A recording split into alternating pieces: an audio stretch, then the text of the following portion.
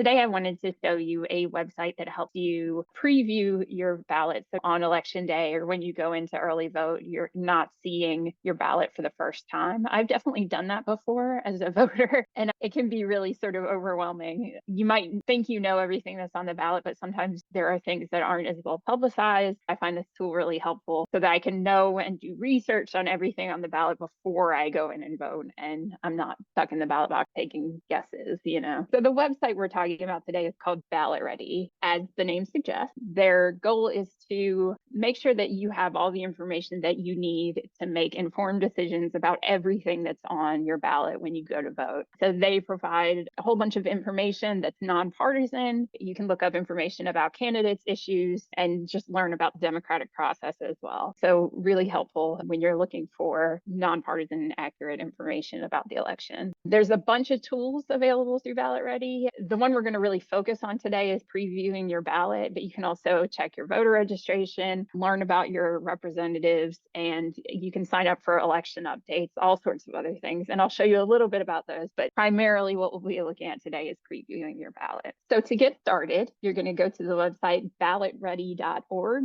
And this isn't an app, it's just a standalone website. So you can do it on your phone, you can do it on your computer, whatever, but just open whatever browser you use. If it's Google Chrome or Safari or any of that, go ahead and open that up and put ballotready.org right here. And once you go there, you should see a screen that looks like this. So where to go before you vote, an address box, and an email box. That should be your homepage. We're in different sort of congressional districts, different local districts for things like district judges and stuff like that. It's really dependent upon your address. Or I would have a different ballot than somebody in maybe another zip code or another borough. So it's real specific to the address where you're registered. So in order to sort of personalize what it is they're showing you, so you really do see everything that's going to be on your ballot, you need to enter the address where you're registered to vote. You can also enter your email address, but just know that you don't have to do that in order to proceed. You can enter your email address to get updates about the election, but you can just enter your address if you don't feel like entering your email address. You still get all the ability to see your preview ballot. The address I used here is the one for the East Harlem Neighborhood Health Action Center, even though no one lives there. Just a neutral address to use, but of course you'll use the one where you're registered to vote. So once you enter that, click on Get Started. And it'll have a little wheel that says personalizing your ballot or something like that. And it will go to a screen that looks like this called Your Civic Center. And just double check that you got your address in there correctly. And again, it'll ask you if you want to subscribe to their emails. You don't have to. You're going to scroll down a little bit to where it says Get Ready to Vote. And what we're primarily looking at is the research your ballot function here. So get ready to vote and research your ballot. So you want to go here. We're looking at the general election. So the ones coming out, the election day is November 5th. Early voting for us starts on October 26th. And we're going to click on Research this ballot. This ballot that they give us will have everything that's going to be on our actual ballot when we go to vote. This is the one for the address at the East Harlem Neighborhood Health Action Center. All of us are going to be voting for president. All of us are going to be voting for Senate. I mean, if you're in New York, those are ones that we may already know about. President for sure is the top of the line one that everybody knows about this time around. But there's lots of other offices that may be also on your ballot. So each of these, your ballot is broken down by federal, state, judicial, and ballot measures. On your preview ballot is broken down like this. If you just see the category that says like federal candidates and you don't see anything under this, just click this little arrow and that'll pull out all the things under that category. So on my ballot, I'm going to see President, U.S. Senate, House of Representatives, State Senate, State Assembly, New York Supreme Court, New York County Civil Court Judge, and New York County Civil Court Judge for a at large, and then the one for Municipal District 8. Then also I'm going to have a bunch of ballot measures, also known as ballot proposals. So they're on here. Those are the ones that always get me when I go to vote. I don't always know about all the ballot measures that are on the ballot. And I always think, I wish I had known more about that before I walked in the polling site to vote. So this is really great for me to know this. I didn't know until the other day that there were 6 ballot measures that were going to be on my ballot. So I find this really helpful for that reason, among others. You can click on any of these and click on any of the races, and that will give you further information about who the candidates are or more information about what the ballot measure is about. Let's look at one candidate race first. Let's look at U.S. Senate. So everybody everybody in New York State is going to be voting for senator. We're looking at this as sort of an example race here. You can click on the candidate, and if you click on the candidates and then scroll down, you'll see like their resume and some of the positions they've taken on major issues. You'll also see access to all of the candidates' social media that they may have. You scroll down, you'll see their little bio, but then you have a link to their Facebook page, their website, their Instagram, whatever they are currently using. That can be really helpful because you can see the things that they're posting about. You can hear directly from them what their positions on issues are, but you can also scroll down depending on how big the race is. So for Senate, for president, for some of the larger races, there'll be a lot of information about where the candidate stands. For some of the more local races, you might have to do a little bit more research on your own just because they're sort of hyper local and they might not be sort of getting as much attention even within ballot ready. So some of those judicial races, I would encourage you either to look at who's endorsed those candidates, what party they are, if you vote along party lines, or to just Google the candidates and see if you can find out anything about them. But for these larger races, even for like citywide races, there should be a good amount of information available to you within the website itself and also through these links to the social media and website of each of the candidates. If you are looking through this and one of the candidates really is the one that you want to vote for, you can do this where you click add to my ballot. And what you're doing there is you're making a sample ballot with your picks on it. So your candidates, your answers to those ballot measures so that you can either print that out or email it to yourself so you have it with you when you go to vote. So you are confident about your choices. You've done your research and you have in front of you the information on who you want to vote for. Let's say this candidate, I want to add them to my ballot. What I would do is click on add to my ballot,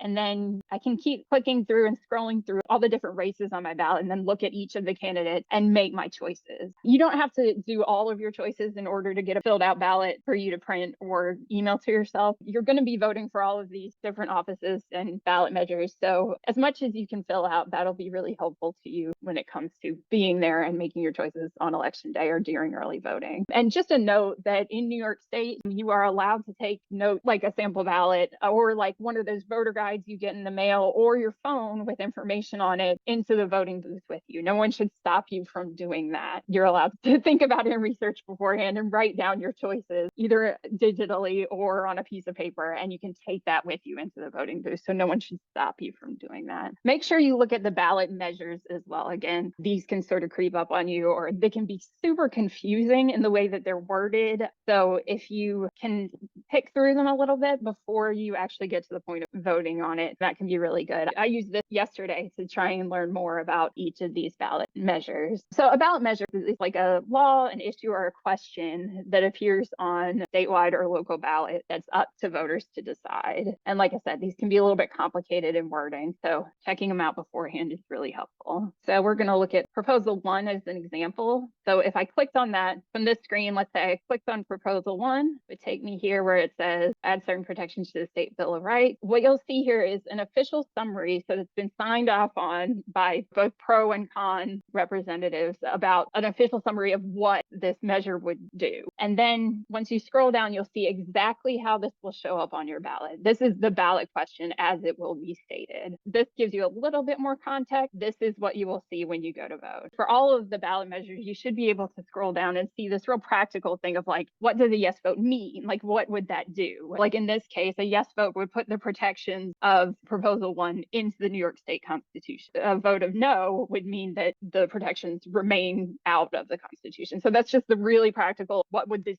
do? And then for major ballot issues like this proposal 1, you can keep scrolling down and there'll be some sample arguments for or against each of these ballot measures. I'm using proposal and ballot measure a little bit interchangeably, but you'll see some arguments for and against from people who have actually made these arguments in the process of getting this ballot measure on the ballot. So you'll hear real arguments for and against, and you can see which one sort of coincides with your own opinion. I wanted to give you this other resources. I think this is another good source for information about ballot measures in particular, and also just election information in general, but it's nycvotes.org. You might have seen the ads up for this. It's a site that has relatively new features this election, and it's New York City specific. One of the things that I really like about NYC Votes as far as ballot measures go is that they will show you what organizations endorse certain ballot measures or what organizations have signed on to say vote yes or vote no. And that can be really helpful for me, because even in sort of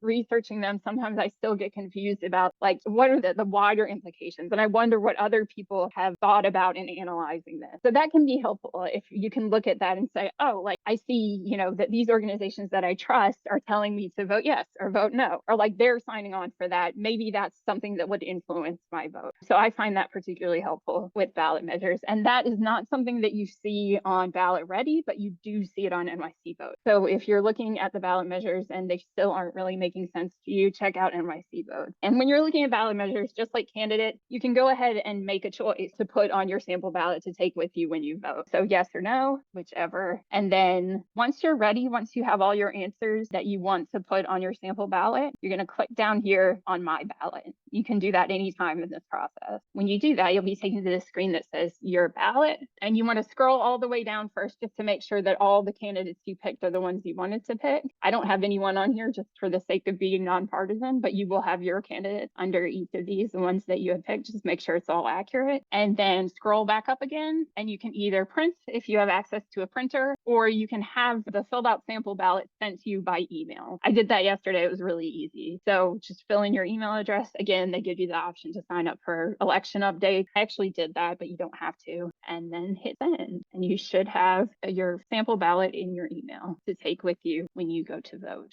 Now, some other tools that Ballot Ready has that I think can be really helpful. On any of these screens, you should see the 3 lines at the top here on any of the Ballot Ready screens. So just click on those and you'll see a menu that says Your Civic Center. You want to click on that. That was that main front page that we looked at when we first logged on and put our address in. And you're going to scroll down. So what we saw at the beginning was that researcher ballot. You're going to scroll beyond that and you'll see tools to help you check your voter registration, request a ballot, so request either a by mail or absentee ballot, learn more about your current representative so you can use that year round to find out who represents you, and then take action, which will link you to organizations that are doing specific work on issues that you can get involved in year round. Then if you scroll down a little bit further, you will see this list of key dates. The first day of early voting is October 26th. The last day of early voting is November 3rd. And then election day is November 5th. And you need to make sure that you have postmarked any absentee or by mail ballots by the 5th. And then they need to get to the Board of Elections by the 12th. And then there's a number here to call if there are any questions about any of that for Ballot Ready to help you out with that. And then scroll down just a little bit more and you'll see some social media and email tools to help encourage your friends and family to go get out and vote, underscoring that this is a really important election. You can tell people why it's important to you to vote and use that as an example to encourage other people to vote as well. So that's a great tool to just spread that message. Then I just wanted to make a little list of things to know when you vote in New York City. This is a little bit about voters' rights, but also just about things to do or not do. So always make sure that you flip your ballot over. They usually tell you that. They'll hand you the ballot. You'll see one side. Make sure you flip it over so that you're voting for everything that's on the ballot. That can be a little bit tricky sometimes because it's not always really obvious that they say flip it over. So just make sure you always do that. On election day, so if you're there, if you choose to vote on election day, if you are in line